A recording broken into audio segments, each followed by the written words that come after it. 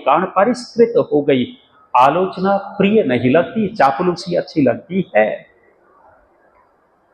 दुर्योधन के भी सलाहकार थे और युधिष्ठिर के भी सलाहकार थे। दुर्योधन के सलाहकारों में कौन थे? दुर्योधन के सलाहकारों में शकुनी जैसा धूर्त व्यक्ति, दुर्योधन के सलाहकारों में कर्ण जैसा अहंकारी व्यक्ति, दुर्योधन के सलाहकारों में उसी का छोटा भाई दुशासन। जब सलाहकार गलत होते हैं तो राजा का विनाश होता है। इसलिए जब भी मुखिया बनो तो योग्य को साथ रखोगे, योग्य को साथ रखोगे तो योग्य व्यक्ति सलाह ठीक देगा, और यदि योग्य व्यक्ति नहीं हुआ तो आपको सलाह गलत देगा, विनाश को प्राप्त होंगे। बुद्धिमान मंत्री राजा का कद बढ़ा देता है, और ऐसा मंत्री हो जो वाणी के व्यवहार को जानता हो। अभी आचार्य जी कह रहे थे ना, भाषा का प्रयोग, शब्दों का अर्थ जानता हो, वाणी का व्यवहार जानता हो, ऐसे व्यक्ति को रखो। स्वयं अपने आप को प्रभावशाली बनाएगा, राजा को प्रभावशाली बनाएगा। राजा ने अपने मंत्री को दूसरे राज्य में भेजा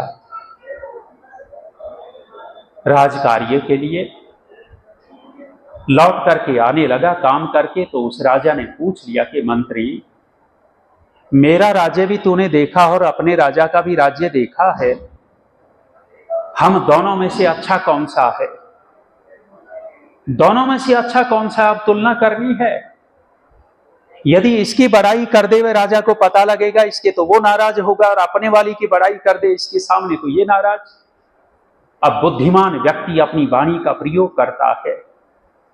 कहने लग गया कि महाराज, आप तो 14वीं के चांद हो और मेरा राजा दोज का चांद है। जब 14वीं का चांद कहा तो चेहरा खिल गया, बड़ा प्रसन्न हुआ। लौट करके अपने राजा के पास आया। अपने राजा के पास आया तो राजा को पता लग गया था कि उसको 14वीं का और मेरे को दोज का चांद कहा। नाराज होकर के कहा कि मंत्री, उसको 14वीं का चांद और मुझे दोज का चांद बोलता है। बुद्धिमान मंत्री देखो अपनी वाणी का प्रयोग कैसे करता है, बुद्धि का प्रयोग। कहने लग गया कि महाराज, वो 14वीं के चांद और आप दोज के चांद हो, मैंने गलत नहीं कहा। और महाराज, 14वीं का चांद अगले दिन के बाद ढलना शुरू हो जाता है, लेकिन दोज का चांद तो बढ़ता ही बढ़ता है, आप तो बढ़ोगे ही बढ़ोगे। राजा प्रसन्न हो गया, खुश हो गया। मंत्री ठीक हो तो अपना वजूद बनाकर रखता है, राजा का वजूद बना देता है। दौर मंत्रयान रिपति विनश्यति यति संगात। सन्यासी संग दोष से विनाश को प्राप्त होता है। यदि सन्यासी को अपना बचाव करना है तो सांसारिक संग से दूर रहे। आज कमाल की बात है, सन्यासी बनकर के च्यवनप्राश बेच रहे हैं। अरे तुझे च्यवनप्राश ही बेचना था तो दुकानदार बन जाता, सन्यासी बनने की क्या आवश्यकता थी? स्टॉल लगाई बैठे, जी च्यवनप्राश खरीद लो मेरा, मैंने अपने हाथ से घोंट रखा है। भाई तुझे यही घोंटना था तो सन्यासी मत बनता।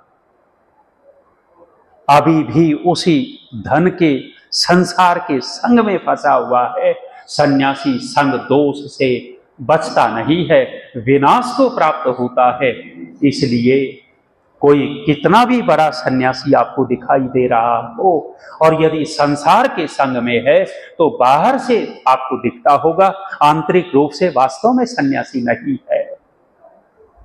यति ही संगात सुतो लालनाथ। तीसरी बात कही, हे गृहस्थी लोगों, ये आपके काम की बात कही है।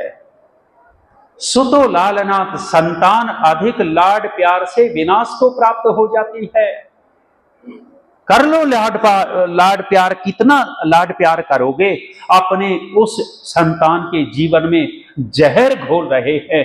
महर्षि दयानंद जी ने स्पष्ट रूप से कहा है दूसरे समुल्लास में, लालना श्रेणो दोषः।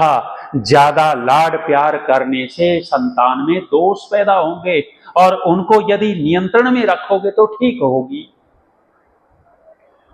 संतान का निर्माण कैसे हो। हमारे नीतिकारों ने कहा संतान का निर्माण 5 ग।